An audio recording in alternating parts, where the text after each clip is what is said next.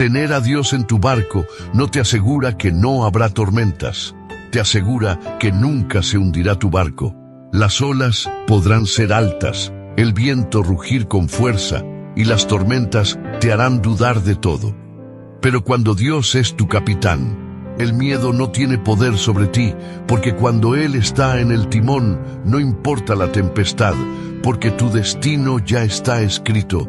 Así que no pidas mareas en calma, no pidas un mar apacible, mejor pide una fe inquebrantable.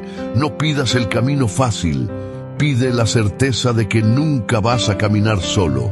Las tormentas no son señales de derrota, son la prueba de que tu propósito es mucho más grande que cualquier marea.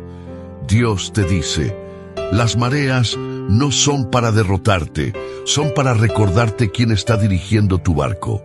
Confía en que todo lo que está pasando en tu vida es para hacerte más fuerte, para hacerte más sabio, para que no temas en la oscuridad. Cree en Dios y deposita tu confianza en Él.